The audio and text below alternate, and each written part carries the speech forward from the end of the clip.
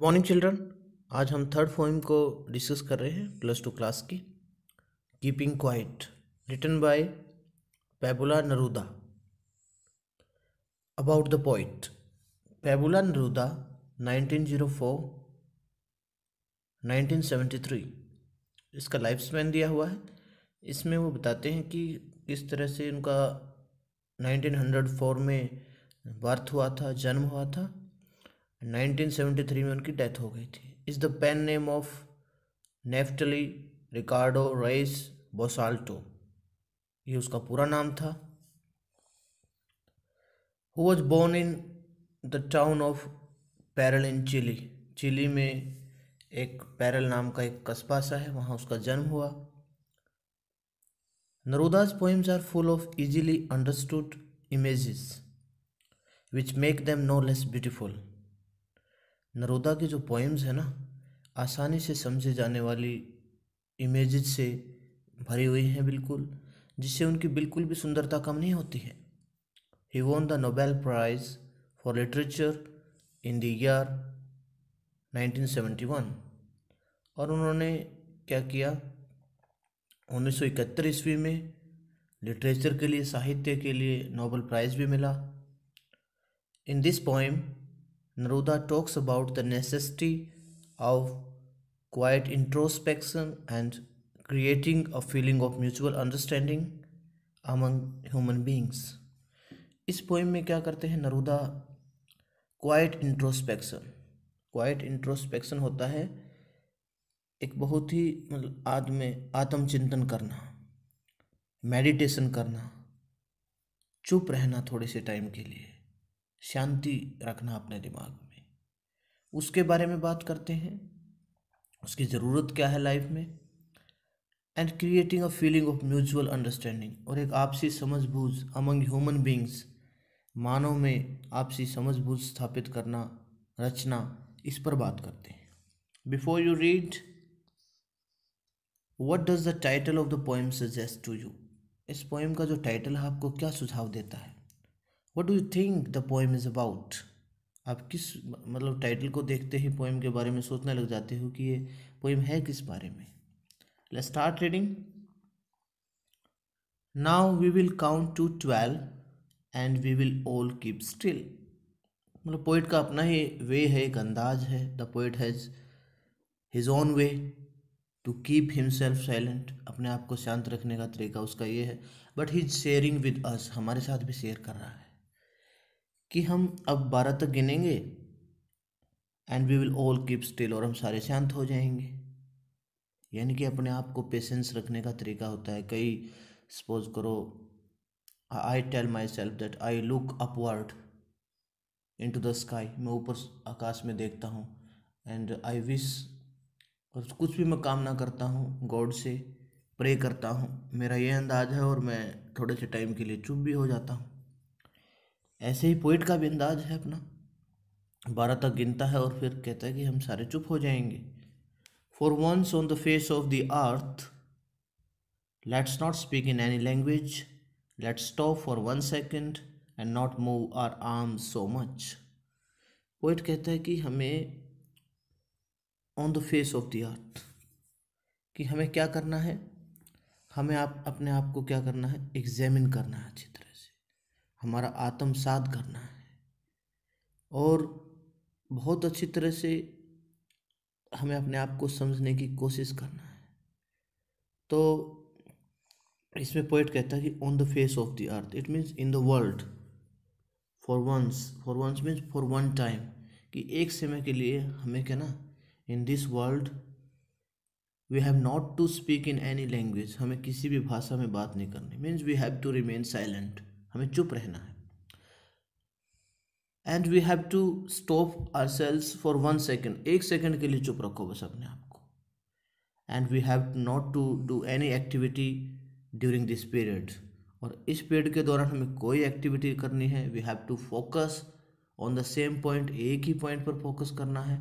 We have to concentrate on the single point, सिर्फ एक ही पॉइंट पर हमें ध्यान देना। जैसे कई कहते हैं कि प्राणायाम करो और करो, कहते हैं ना कि हमें कंसंट्रेट करना होता है, मेडिटेशन करना होता है, चिंतन करना होता है। चिंतन करने का मतलब है कि एक ही चीज़ पर फोकस करना होता है हमें। देखिए इसमें अब आगे क्या कहता है सेकंड स्टेंजा में, it would be an exotic moment without rush without engines, we would all be together in a sudden strangeness। Second stanza में कहता है कि देखो हमारे लिए कितना बढ़िया होगा, ये हमारे लिए एक बड़ा ही एग्जोटिक मोमेंट होगा, बड़ा ही अपने आप में। एग्जोटिक का मीनिंग होता है अट्रैक्टिव एंड अनयूजुअल, बड़ा विचित्र सा, स्ट्रेंज सा हम जिसको बोलते हैं। रस क्या होता है? रस मीन्स एक प्रकार से बहुत ज़्यादा भीड़ भाड़ कह देते हैं ना हम जिसको, भाग दौड़ का वो कहते हैं, ग्रेट एक्टिविटी, हरी और वरी, हम चिंता में भागा दौड़ में रहते हैं, इस प्रकार से। इंजिन का मतलब यहाँ मशीन्स के साथ है। किसके साथ है? मशीन्स के साथ। और कहता है कि it would be an exotic moment, हमारे लिए क्या होगा? एक विचित्र सा पल होगा। Means it will be a time of strangeness for us, कि हमारे लिए बड़ा एक विचित्र सा, अजीब सा टाइम होगा हमारे लिए। विदाउट रस यानी कि जिसमें there will be no hurry and no worry, जिसमें कोई चिंता, कोई जल्दबाजी नहीं होगी। विदाउट इंजन्स, जिसमें we will not think about our machines और whatever work we do during day time. कहता है जब दिन के समय हम कोई भी काम करते हैं ना, हमारे अंदर कोई भी ऐसे विचार नहीं आएगा कि हमें ये काम करना है, हमें वो काम करना है। We would all be together, और हम सारे अब इकट्ठे हो जाएंगे। Means people will like each other, लोग एक दूसरे को पसंद करेंगे। इन अ सडन स्ट्रेंजनेस, एक प्रकार से अचानक अजीब सापन हो जाएगा। There will be suddenly experience, और they will suddenly experience a strange feeling of togetherness। हम इकट्ठे होने की, अपने आप में इकट्ठे होने की भावना महसूस करेंगे अपने आप। अब पोइट एग्जाम्पल्स के थ्रू समझाता है। नेक्स्ट स्टेंजा में देखिए, fisherman in the cold sea would not harm whales, and the man gathering salt would look at his hurt hands। क्या होगा?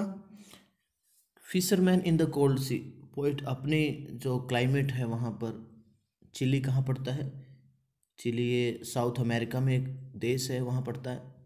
और उसमें जो उसके क्लाइमेट के हिसाब से, उसकी सिचुएशन के हिसाब से, उसकी सर्कमस्टेंसेस के हिसाब से poet is trying to make us understand. कहता है कि जो फिशरमैन है ना, वहाँ बहुत तंग होते होंगे, बहुत बिजी रहते होंगे, अपनी लाइफ के बारे में सोचते नहीं होंगे कि उनको क्या हो रहा है, बस काम में बिजी रखना अपने आप को पसंद करते हैं।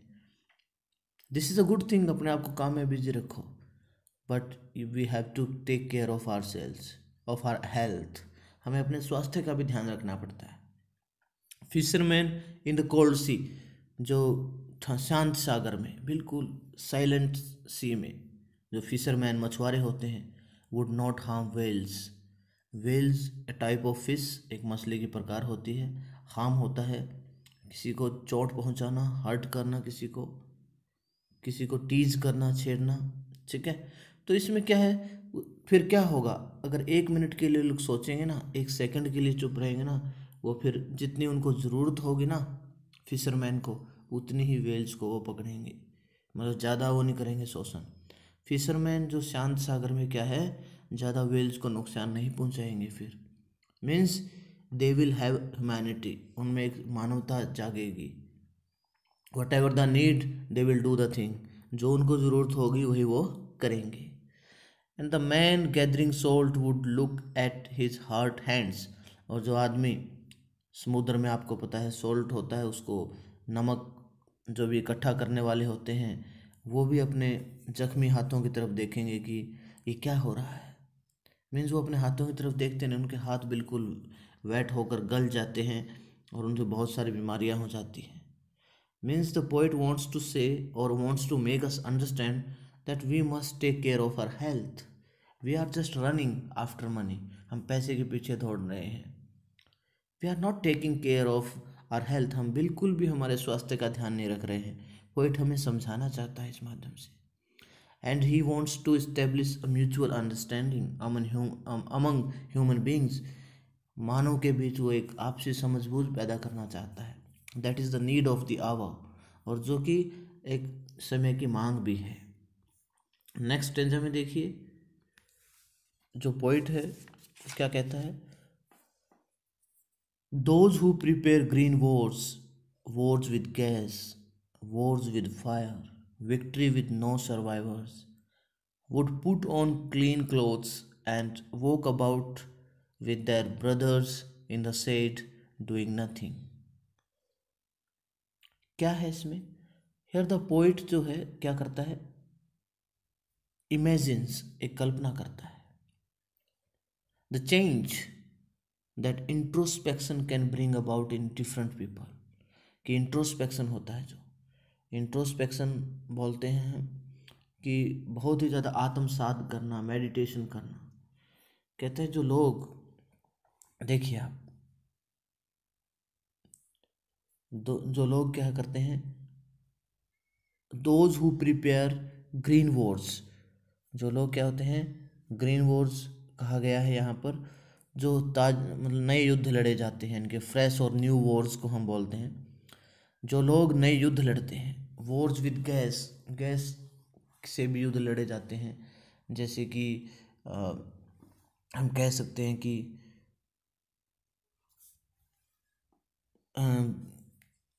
जो गैस से, जैसे वॉर्स विद फायर, आग से यानी कि मिसाइल वगैरह बनाई जाती हैं, और क्या है, बॉम्ब, न्यूक्लियर बॉम्ब वगैरह वो तैयार किए जाते हैं। This type of wars are called wars with gas, wars with fire, इनको हम बोलते हैं। विक्ट्री विद नो सर्वाइवर्स, देखो जीत तो होती है, but there is no humanity there, no man is alive, कोई आदमी बचता तो नहीं है जीवित, ठीक है ना। विक्ट्री, ऐसी भी विन, विन का क्या पैसा है, इस जीत का क्या फ़ायदा जहाँ पर कोई जीवित ही ना, नो सर्वाइवर, कोई लिविंग बीइंग ही ना रहे जहाँ, क्या फ़ायदा, what is the benefit of this victory, क्या फ़ायदा है उसका। Would put on clean clothes, would put on clean clean clothes, यानी कि they won't stain their clothes, वो क्या है, वो अपने जो भी उन पर दाग धब्बे लगे हैं, और क्या है, ऐसे लोग जो युद्धों को जीतने की कामना भी करते हैं, लेकिन उनके पास क्या है, वे सभी क्या है, अपने आप को बदला हुआ पाएंगे। लास्ट में क्या होता है, युद्ध होने के बाद आदमी को बड़ा एक शौक सा लगता है कि यार क्या फ़ायदा है जीत का, उस जीत का भी क्या फ़ायदा जो इन्जॉय करने के लिए कोई ना हो। तो अपने आप में वो क्या करेंगे, वो सिर्फ साफ कपड़े ही पहनेंगे। Means they will understand their mistakes, वो अपनी गलती को समझेंगे। And walk about with their brothers, और अपने फिर क्या करेंगे, अपने भाइयों के साथ चलेंगे, ठीक साथ साथ में चलेंगे, उनकी हेल्प करेंगे। और क्या करेंगे वो, in the shade doing nothing, क्या करेंगे, they will move about in the shades of the trees, और वो पेड़ की छाँव में चलेंगे। And having nothing to do at all, उनके पास करने के लिए कुछ होगा ही नहीं।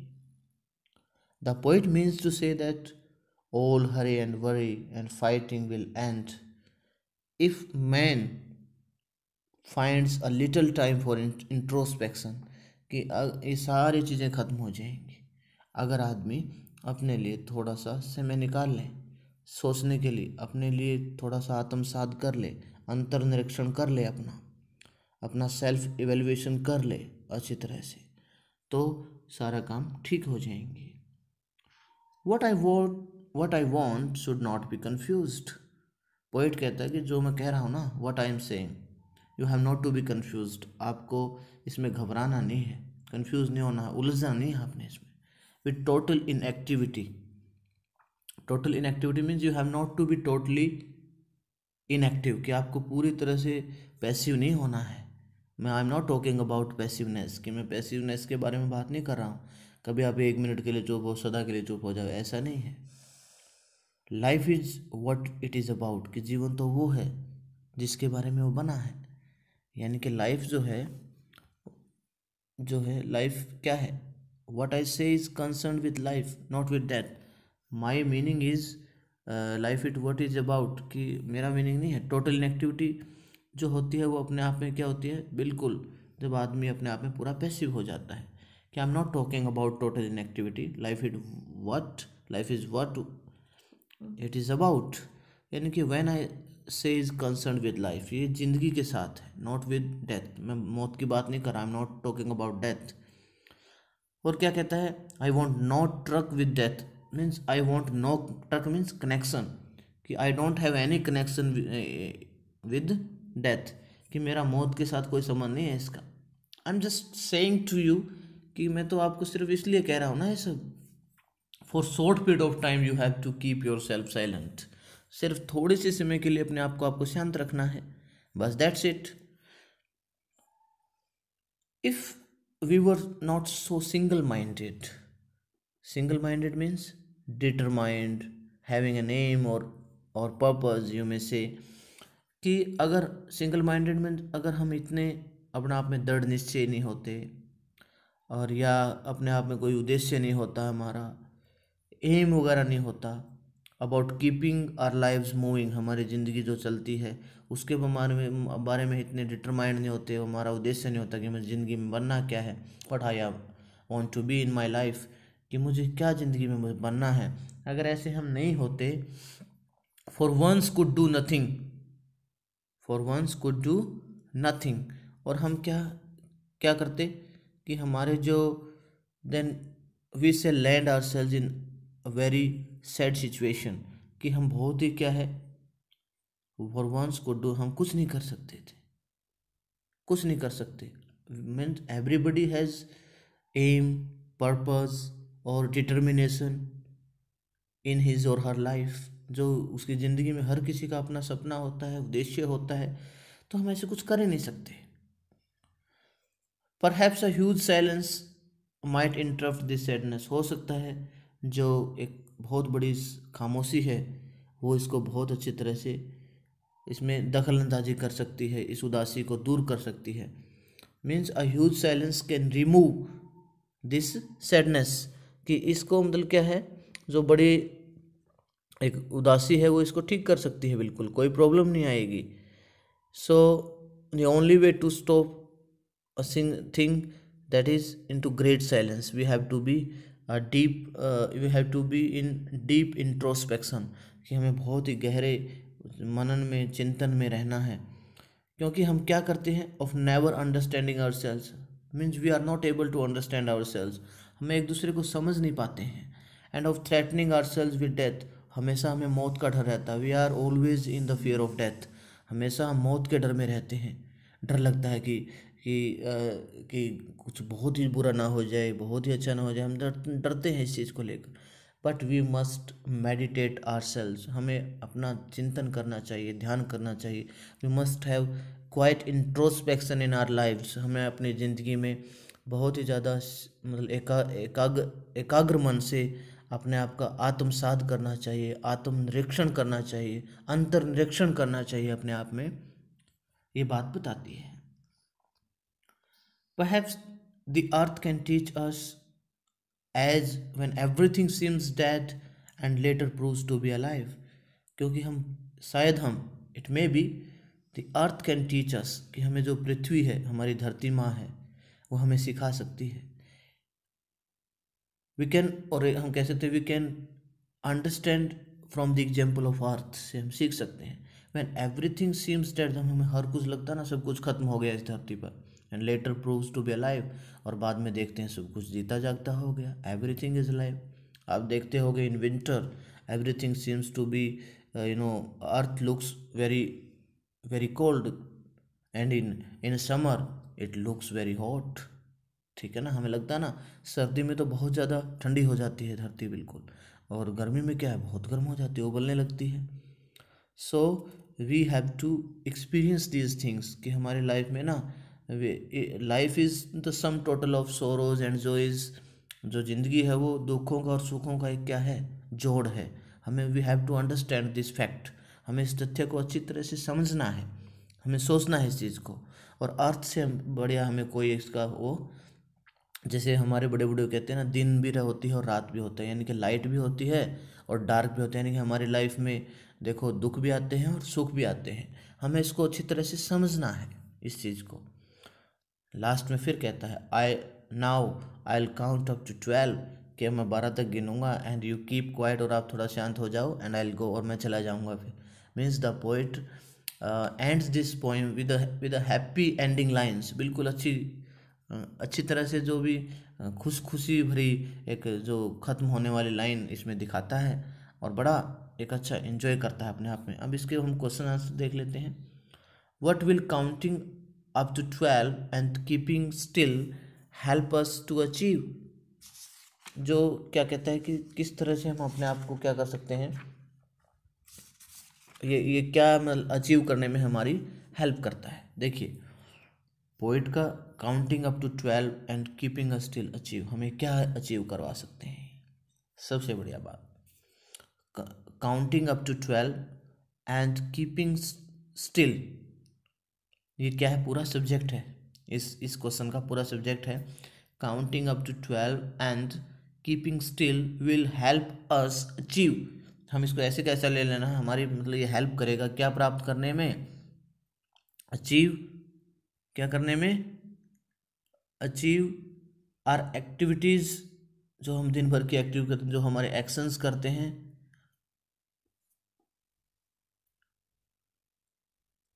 To achieve.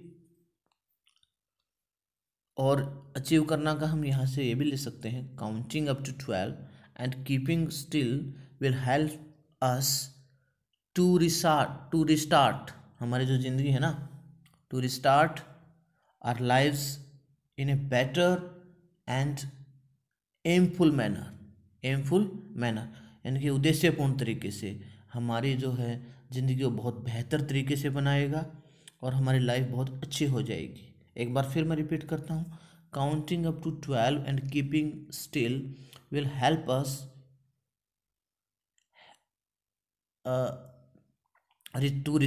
to restart our lives in a very beautiful and full full of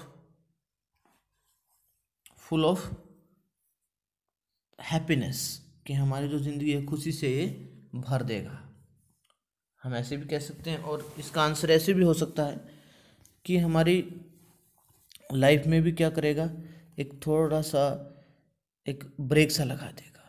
क्या लगा देगा, अगर if you are thinking something wrong, अगर हम कुछ गलत भी सोच रहे हैं ना, तो उसको भी क्या कर देगा, ठीक करेगा।